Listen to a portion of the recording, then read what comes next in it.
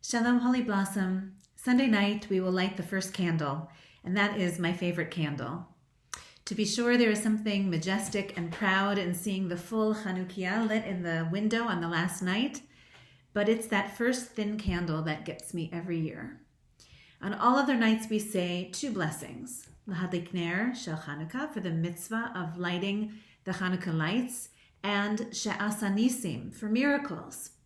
On the first night, you recall, we add a third blessing, shehechianu, as an expression of gratitude for firsts. And this all makes good sense. But here's the question. Why do we say the second blessing on the first night? She'asa nisim, praised are you, Adonai our God, ruler of the universe, who makes miracles for our ancestors in those days and in this day too. What was the miracle on the first day? The Maccabees knew the vial of oil would last for one day. It was no surprise that it lit. So wouldn't it make more sense to say only the second blessing beginning on the second night, since only days 2 to 8 were miraculous when it came to the oil? But no, our Talmudic sages instruct us to say this bracha for miracles and wonders even on the first night. Why? In 1962, a book called Ner L'Me'ah was published to list 100 reasons why. And in 2019, a book called Shmona Miyodea was published with 1,000 answers why. It's a fun question to bring to your family on the first night of Chanukah. What was the miracle of the first night?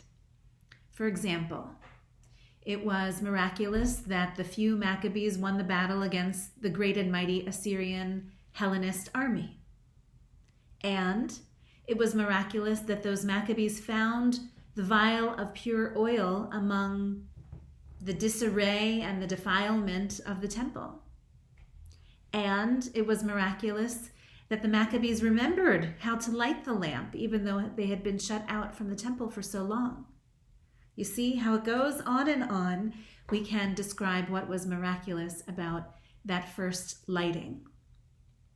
But my favorite answer is about the miracle of the human spirit, the miracle of the kind of Jewish leadership that comes in every generation, even against all odds.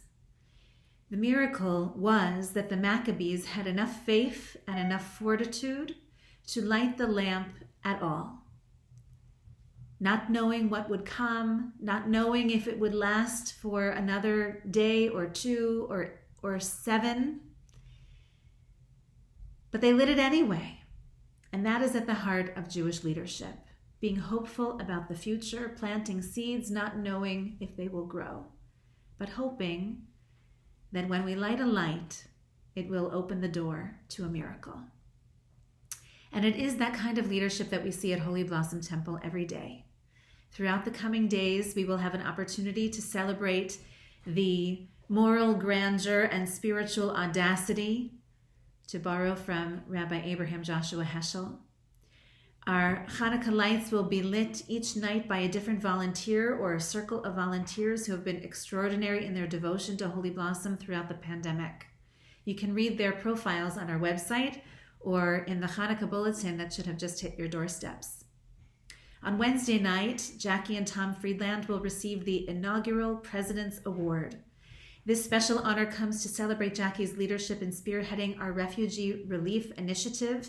You can join her to learn more about it this Sunday at 4 o'clock and to hear the heroic stories of some of the new Canadians who have found refuge thanks to Holy Blossom's community and Jackie's leadership.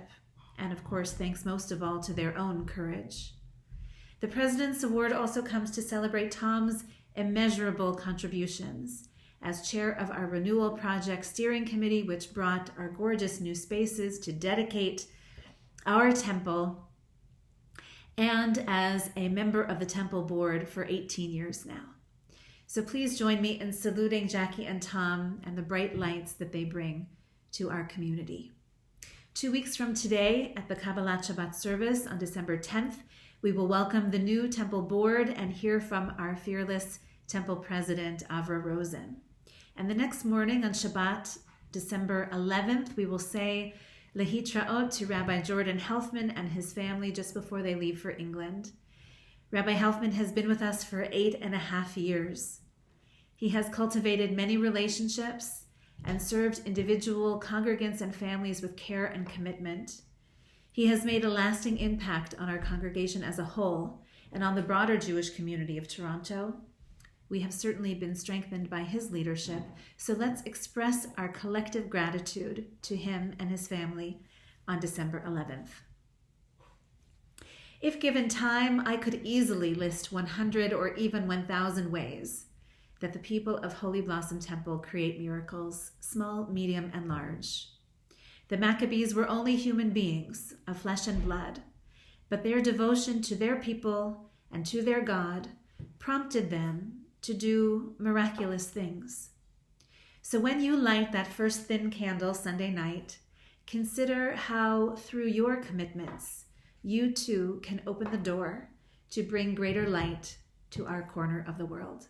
Shabbat Shalom and Chag Urim Sameach.